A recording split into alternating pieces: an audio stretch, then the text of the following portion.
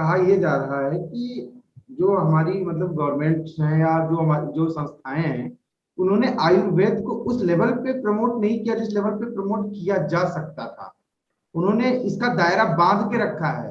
जितना एलोपैथ को छूट दी गई है, जितना एलोपैथ के ऊपर खर्चा किया जाता है, उतना आयुर्वेद पे नहीं किया जाता है। कुछ लोगों का ये भी कहना है।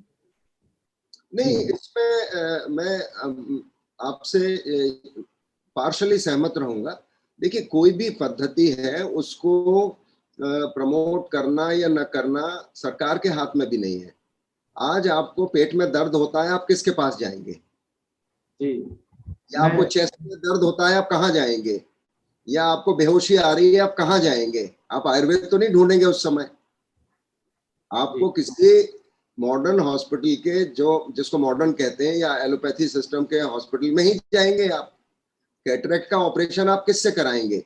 अभी हाल में भारत सरकार ने ये कह दिया कि भाई आयुर्वेद के जो डॉक्टर्स हैं जिन्होंने शल्य चिकित्सा में उपाधि प्राप्त की है, वो लोग भी सर्जरी कर सकते हैं।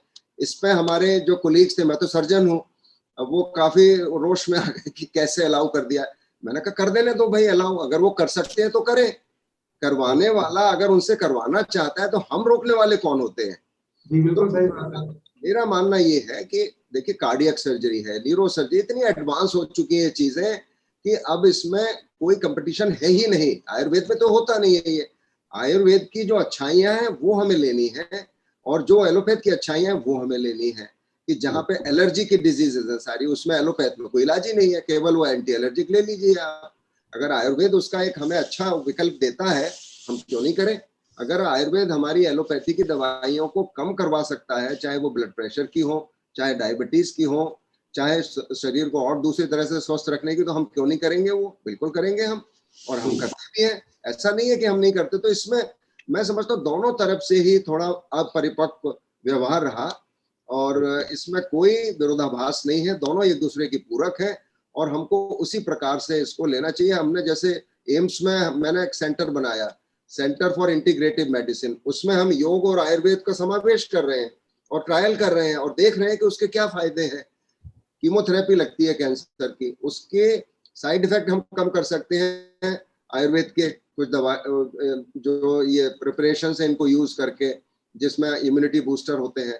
तो बहुत सारी ऐसी अवस्थाएं हैं जिनमें हम एक दूसरे के पूरक बन सकते हैं, और बनना चाहिए।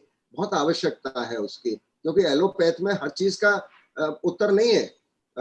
तरक्की की है इन्होंने, एनेस्थीसिया में तरक्की की है, एंटीबायोटिक्स आ गए, उससे इन्फेक्शन से लोग कम मरने लगे।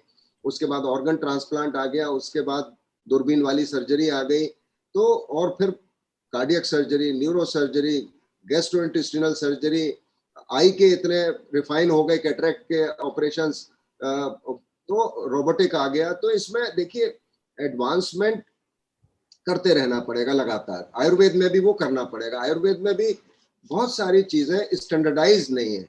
जैसे आप मेरे पास आएंगे, आपको फुंसी हो गई, तो मेरे को पता है एक एंटीबायोटिक देना है आपको, अगर पस है तो उसको निकाल देना है, आप ठीक हो जाएंगे। तो इस तरह से थोड़ा स्टैंडर्डाइजेशन की आवश्यकता है आयुर्वेद में, और शायद होगी, क्योंकि मुझे तो इतनी जानकारी है नहीं, हो सकता है हो। अब जैसे अभी इतना फंगल इन्फेक्शन हो रहा है, अगर लोग हमारी जल लेती की प्रक्रिया को इस्तेमाल कर लेते ठीक होने के बाद, तो शायद वो फंगस नाक में बैठता ही नहीं जाके, और इतना जो लोग म्यूकोरमाइकोसिस से ग्रसित हुए और मृत्यु हो रही है लोगों की, बच जाती। इसी तरह से अगर कोई ऐसी हमारे दवाइयां हैं आयुर्वेद की जो हमारी इम्यूनिटी को अच्छा कर सकती हैं लॉन्ग टर्म में, क्योंकि शॉर्ट टर्म में इम्यूनिटी नहीं ठीक होती। इम्यूनिटी आपकी जब शुरू से आप अपने शरीर पर ध्यान देते हैं तब ठीक रहता है। Namaste. Please remember to subscribe to us and switch on the notifications for this channel. For our other social media links, more content, and to support our work, please visit citti.net. Dhanyavad. Namaskar.